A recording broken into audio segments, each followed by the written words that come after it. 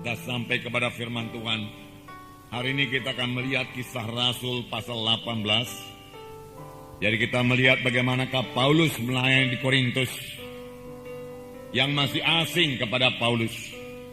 Tapi Paulus tahu bahwasanya Roh Kudus menyertai dia, dan dia maju terus mengabarkan Injil di Korintus walaupun dia telah mendapat banyak tekanan-tekanan di Athena. Sebab Paulus berangkat dari Athena menuju Korintus setelah dia melayani di Athena. Saudara, dikatakan tadi di sini kemudian Paulus meninggalkan Athena lalu pergi ke Korintus. Memang sangat sulit pelayanan Paulus di Athena. Dan Paulus tidak begitu berhasil di Athena. Hanya beberapa orang saja selamat. Mereka bahkan mengejek Paulus dan menertawakan Paulus. Oleh sebab itu Paulus mengambil keputusan untuk meninggalkan Athena dan berangkat ke Korintus. Kota Athena penuh dengan patung-patung dewa, penuh dengan kuil-kuil penyembahan berhala. Dan Athena ini juga banyak ahli-ahli falsafah yang sangat bangga dengan filsafat-filsafat mereka. Filsafat yaitu mereka dapat menerangkan sesuatu dengan perkataan yang tepat. Nah, kepada orang-orang yang demikianlah Paulus mengabarkan Injil. Karena Paulus merasa sangat sedih hati dan kasihan melihat mereka. Walaupun mereka mengatakan dirinya beragama. Agama mereka saudaraku ada golongan Stoa, golongan Epikurus, dan lain sebagainya. Ya, tetapi itu semua tidak membawa mereka kepada keselamatan. Paulus merasa terbeban. Paulus merasa sedih. Dan mengajak mereka untuk percaya kepada Tuhan Yesus sebagai Tuhan dan Juru Selamat mereka.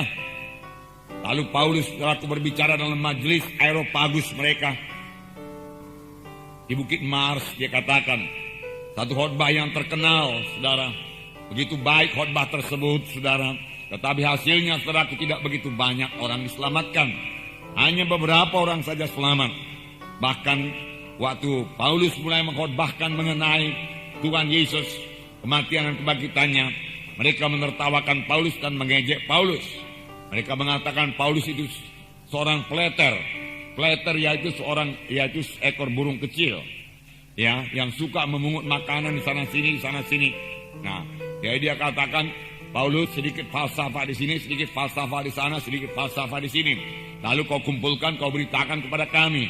Oleh sebab itu Paulus digelar oleh mereka itu, dinamai mereka itu si pleter.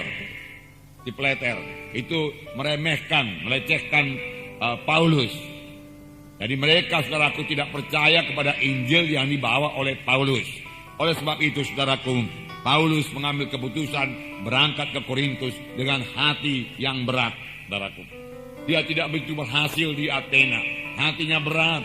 Namun itu tidak membuat Paulus berhenti mengabarkan Injil. Dia diejek di Athena, tetapi dia meneruskan pelayanannya ke Korintus. Dia tidak mau kalah. Dan nanti kita baca bahwasanya sesampainya di Korintus dia sudah dalam keadaan lemah. Sampainya di Korintus dia sangat takut untuk gagal kembali.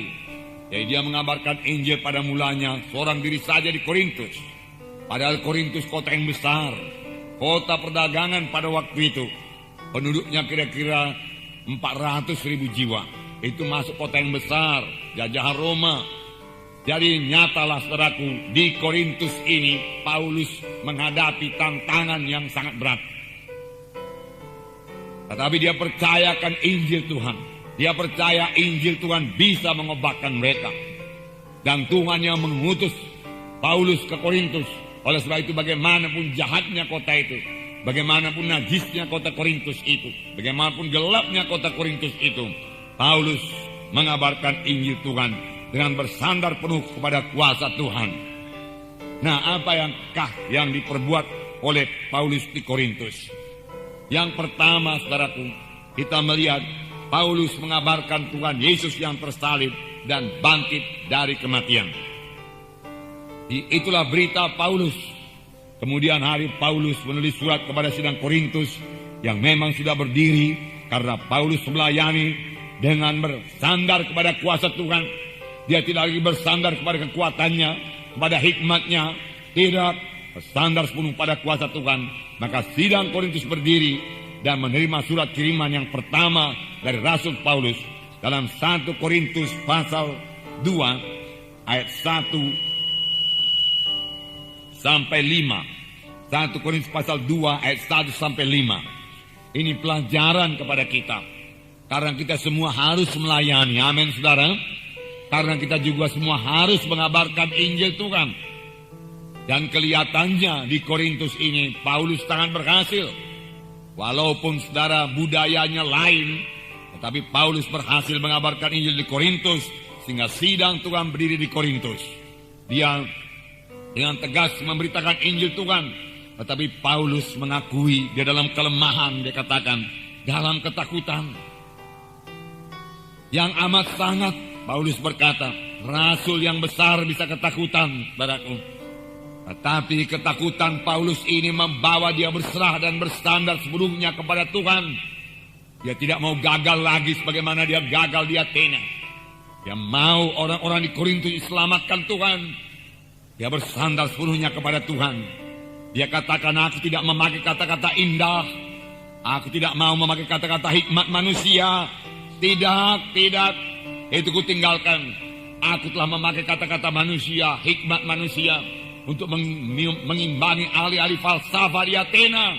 Tapi hasilnya minim sekali. Tetapi di Korintus dia mengubah segalanya. Aku tidak mau memakai perkataan-perkataan hikmat manusia. Aku pakai perkataan Tuhan yang hidup. Dia katakan, untuk menyampaikan kesaksian Allah kepada kamu. Tetapi dikatakan, baik perkataanku maupun pemberitaanku tidak kusampaikan dengan kata-kata hikmat yang meyakinkan, tetapi dengan keyakinan akan kekuatan roh.